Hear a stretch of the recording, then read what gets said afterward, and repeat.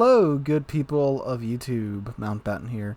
And today we have the new Tier 8 Premium British Light Cruiser in port to review for you guys, the Tiger 59.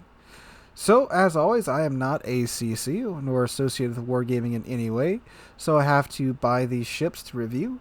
And most of the time, they are provided by these gentlemen on screen right now, the patrons for the channel. If you want to support the channel, this is the best place to do so. Link is in the description down below. There's many tiers to choose from with benefits to each one. And again, I'm not a CC or anything, so these ships do cost me money to get in review. However, this ship was actually mostly paid for on stream by a very generous donor who challenged me to get 100,000 damage with it, which I fell just a little bit shy of, but he still sent through $40 for my troubles, and thank you to you, sir. I believe it was Anoronics. If I said your name wrong, my bad. Speak up in the comments down below and I will highlight you, good sir. But anyway, let's go ahead and take a look at the Tiger 59. Now, again, I have played this on stream, as I do with some of these ships that come out on Friday. So, you are still getting pretty much my first impressions, because I'm recording this just after the ending of the Friday night live stream. So let's go ahead and take a look at her without any commander, nor modules, nor flags equipped. Alright, so armor, she has a 25mm bow, 25mm stern, 25mm plating pretty much all over. Middle deck is 27mm, side plating is 25, 83mm belt plating, and that continues to the waterline. And here's your Citadel. Very easy Citadel to get at, and I mean, that's pretty run-of-the-mill for these British light cruisers. They're very, very, very easy to poke and make disappear. And that is not an exception here with the Tiger 59. So, survivability, she has 33,100 hit points, so a pretty healthy amount of hit points for her tier, and 4% torpedo damage reduction. Her guns, she has 4 of them.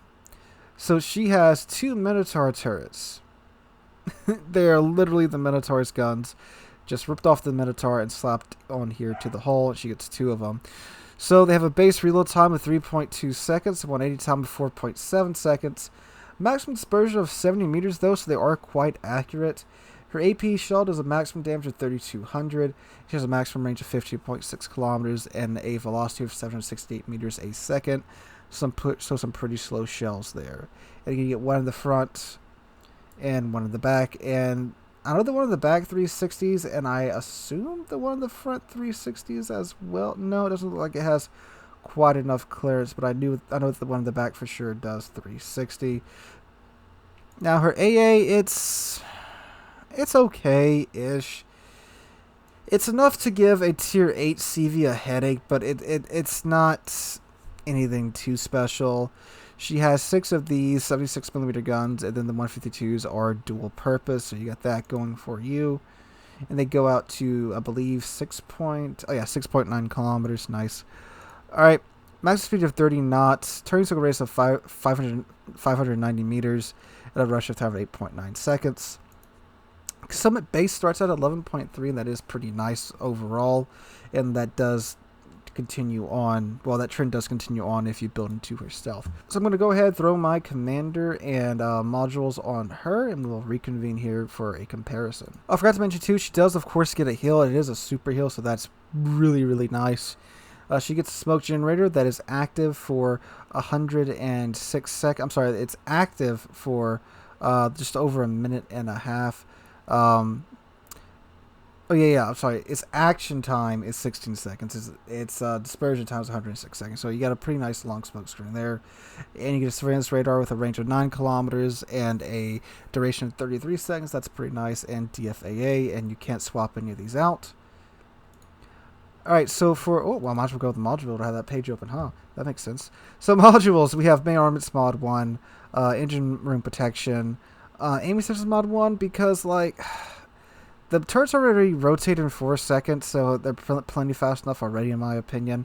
It's not really worth it too much building into the AA, so I just went with the aiming systems mod 1 just to make the shells that much better. Steering gears mod 1, and then concealment. Now for the commander build, I went with Last Stand, consumable enhancements to give us a longer duration time of the hydro and the smoke screen, priority target, Expert AA Marksman, Superintendent, Adrenaline Rush, Fearless Brawler, top grade Gunner, and Concealment Expert. So, I know I just said it's not worth it building to the AA, but just the way that I had built it, I mean, there's really not a lot to choose from, because this thing doesn't have HE, it doesn't have torpedoes, so you can see most of the cruiser skills you can't even take. So it's like, okay, I just had an extra 2 points left over and just threw it into the Expert AA Marksman, which kind of helps out with the AA. Alright, so now this gives us, whoops, didn't mean to do that. So now this gives us a, nothing's changed, I don't know why I was looking there. A concealment range of 9.2 kilometers, which is just 0.2 kilometers, so 200 meters outside of our detection range, and that is pretty nice there. Well, we also have a 7.1 second rotor shift time there, which is much needed with the Tiger 59. So I'm going to go ahead, jump into battle, and I'll meet you guys there in a bit of a voiceover section, talk about my experiences with the ship. Alright, hello good people of YouTube, voiceover Mountbatten here. And don't get this ship. I don't normally open up with that on new ships, but this ship is... It's weird. It's wonky.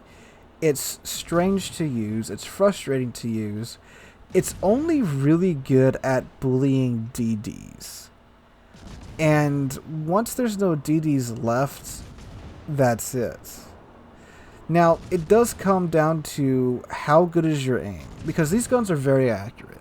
If you're good at landing floaty shells on target, this is definitely the ship for you.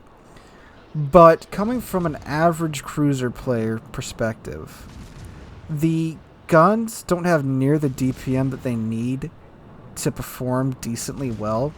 I didn't break 100,000 damage in the ship all night long, and I played it on stream a fair bit. The closest I came was the first match I had in it, actually, with 75,000 damage done, and that was it. Had a couple of games where I was at around 60 and 70 again, but that's about it. Because once the DDs are gone, you can't really do much against anybody. Now, I do feel like this is a ship that belongs at Tier 7. If you had moved the ship down to Tier 7, this would be a fantastic Tier 7 light cruiser. But it's not. It's a Tier 8, so we can't change that. But yeah, the guns take... It feels like forever to reload when you only have 4 guns. And I don't know they're Minotaur guns. The APs is actually pretty decent. I mean, I was landing 2k hits on battleships once I got them dialed in. But, I mean, you're still doing it every 3 seconds. Even when you lose most of your health with Adrenaline Rush, you're still stuck at like a 2.4, 2.5 second reload. I had 81 health in the ship at one point in one match. I still had like a 2.3, 2.4 second reload. It just feels like it takes forever still at that point, having only 4 guns.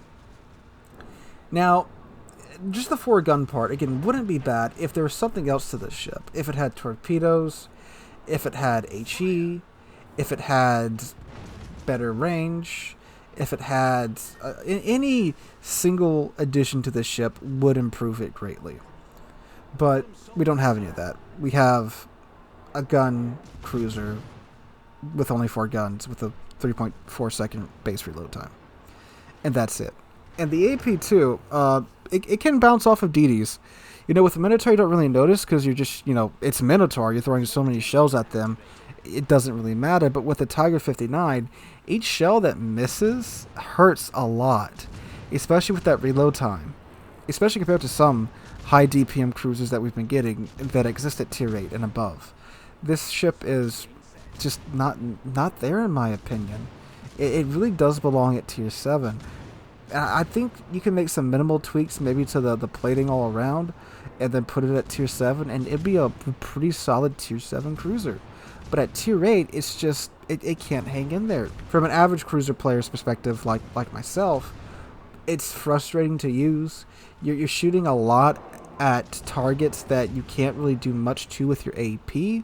With battleships, you're aiming for the superstructure and the weaker armored portions of the ship. But once the angle, you're pretty much screwed.